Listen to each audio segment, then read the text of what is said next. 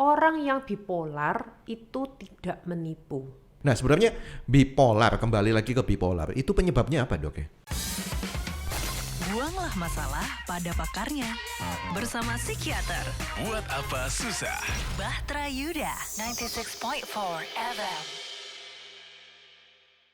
Kalau saya baca berita di internet itu macam-macam ya kejadiannya, Dok ya. Baik orang yang sudah terkenal, nggak dikenal, tapi kejadiannya itu unik gitu. Ini saya baca ini ada kayak kasus kayak gini. Saya misalnya mau beli mobil ke Dokter Aimi. Wah, udah Dokter Aimi, kemudian saya kasih duit transfer sebagai uang muka gitu ya. Kemudian tunggu. Loh, mobilnya nggak datang-datang, saya nanyakan.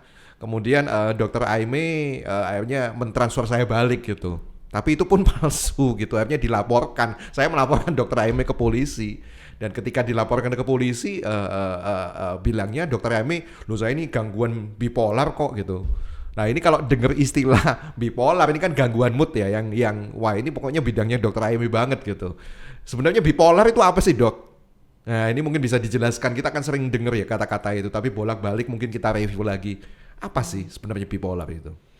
Jadi bipolar adalah suatu gangguan suasana perasaan di mana seseorang bisa mengalami dua kutub emosi yang berbeda.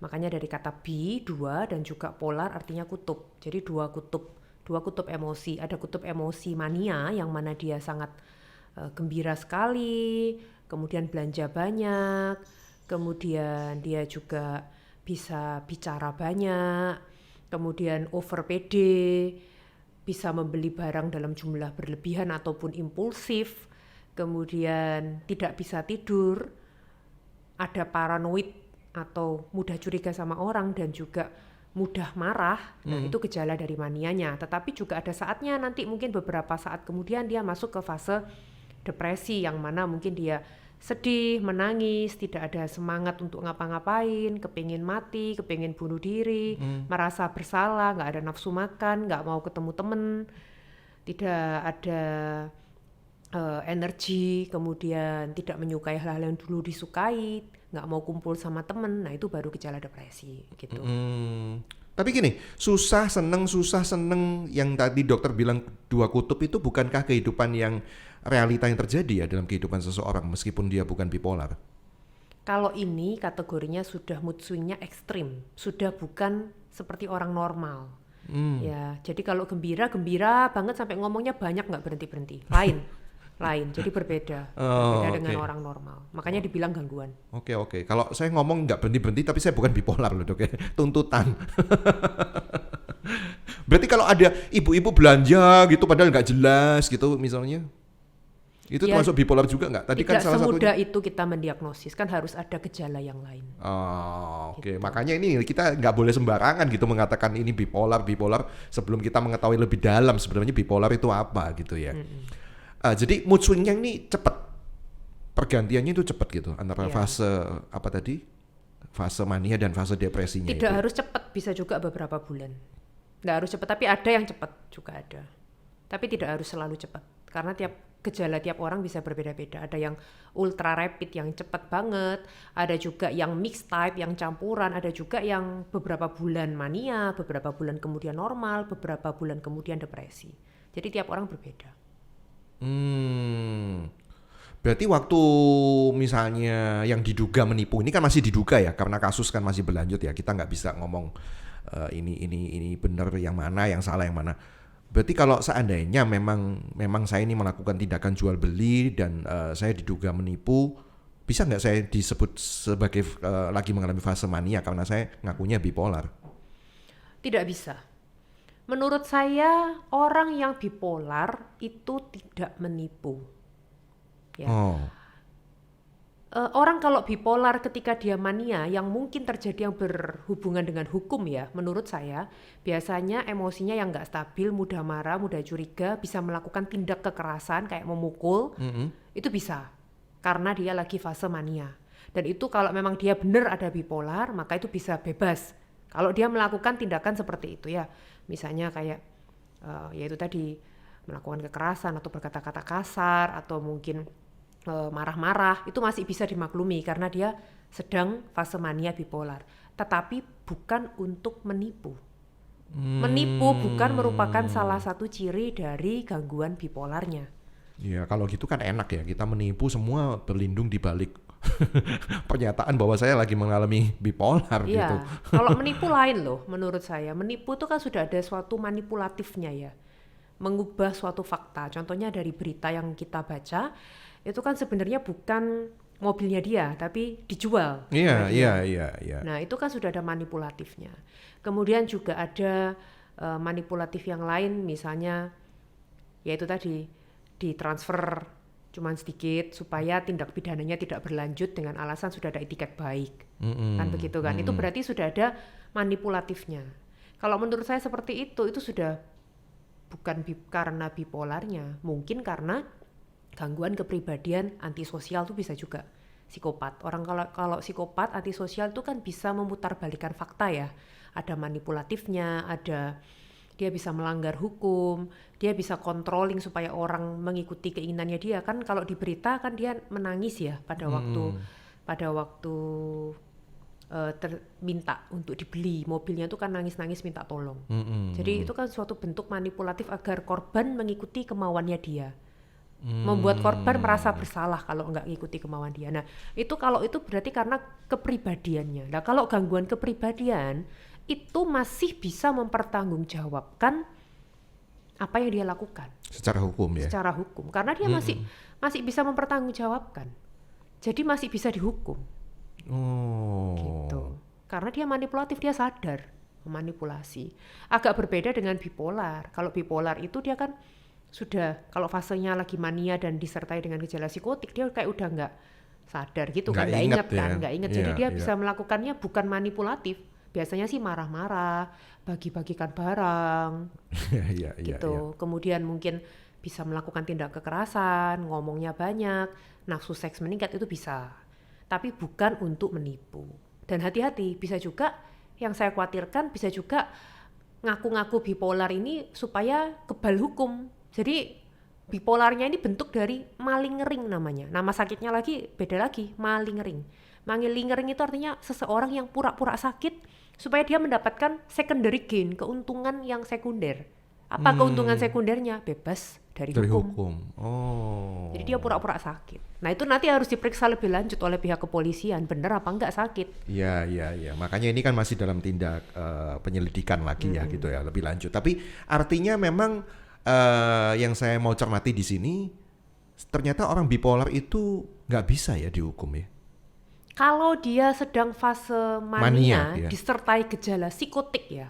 Disertai gejala psikotik. Contohnya? Jadi, memukul itu tadi. Kalau disertai gejala psikotik dia kan bisa mendengar suara-suara.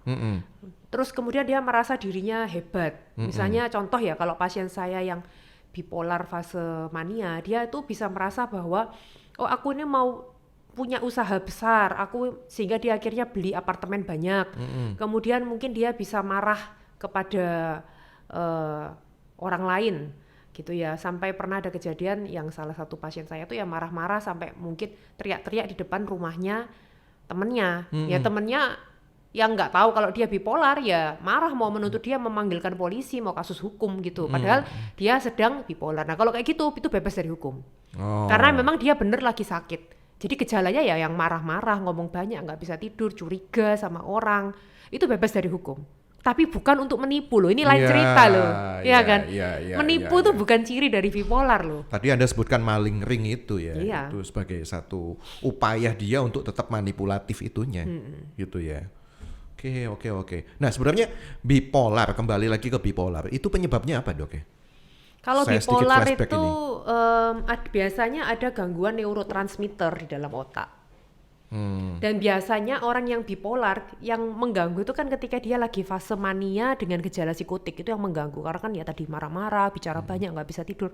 Nah kalau pas dia lagi marah-marah, bicara banyak, kemudian kepingin ini, kepingin itu akan membuat orang-orang di sekitarnya kan terganggu, nggak nyaman. Nah biasanya sebelum seseorang menjadi mania, dulunya biasanya dia pernah depresi dulu. Kayak pasien saya yang tadi saya cerita tadi itu yang sampai mau dilaporkan hukum, itu ternyata dulu sebelumnya dia bangkrut dulu, bangkrut usahanya, depresi, Kemudian muncullah tiba-tiba gejala mania.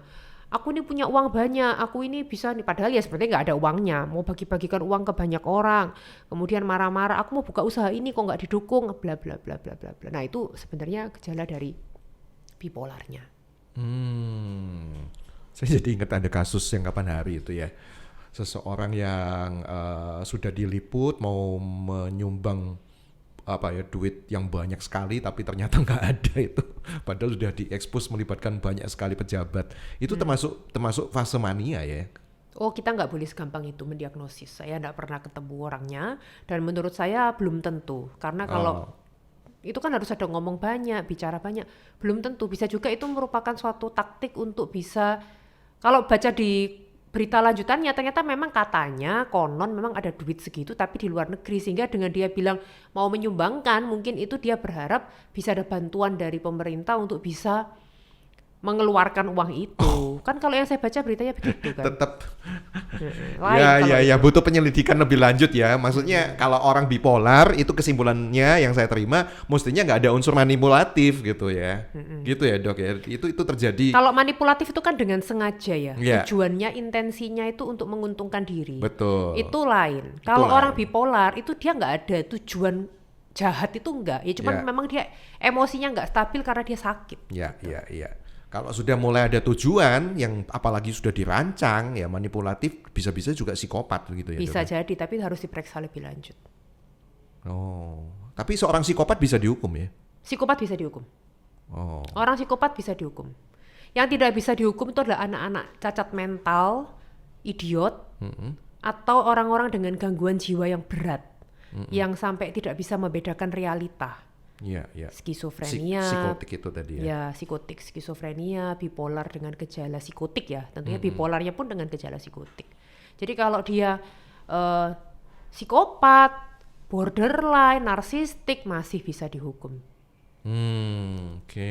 Jadi jangan sampai karena aku ada gangguan jiwa menjadi suatu pembenaran untuk boleh semena-mena melakukan hal-hal yang negatif kepada orang lain. Ya. Ini satu pelajaran buat kita ya. Saya barusan dengar bukan cuma ODGJ aja, ada ODMK. Orang mengalami gangguan jiwa dengan orang dengan gangguan jiwa. Ya, kalau ODGJ lebih berat. Kalau orang dengan masalah kejiwaan, ODMK itu biasanya dia ada problem tapi masih ringan. Nah ini mesti hati-hati gitu ya orang-orang dengan ODMK dan ODGJ bahwa ya butuh penelitian lanjut, misalnya itu menyangkut kasus hukum yang melibatkan merugikan orang lain, ada unsur manipulatifnya atau enggak. Nah ini mesti diteliti dan kayaknya memang lembaga kepolisian ini, lembaga hukum mulai melibatkan ya, sejak dari dulu memang melibatkan psikiater dengan orang-orang yang mengalami hal-hal seperti ini. Benar. Gitu ya Dok. Memang kan kalau di rumah sakit kepolisian itu ada psikiater yang bertugas. Dan di psikiatri sendiri juga ada cabang psikiatri forensik yang untuk masalah-masalah hukum. Oke. Anda mengarah ke sana nggak? Nggak. Saya takut kalau berhubungan dengan masalah hukum. Saya pikir Anda juga terlibat ke sana gitu, sehingga satu saat saya bisa anggaplah minta legalitas bahwa ini nggak bisa dihukum gitu. Bahwa Anda gangguan jiwa.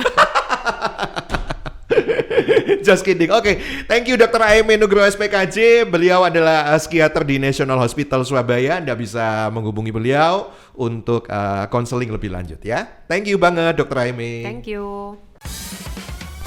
Buanglah masalah pada pakarnya. Bersama psikiater. Buat apa susah? Bahtera Yuda 96.4 FM.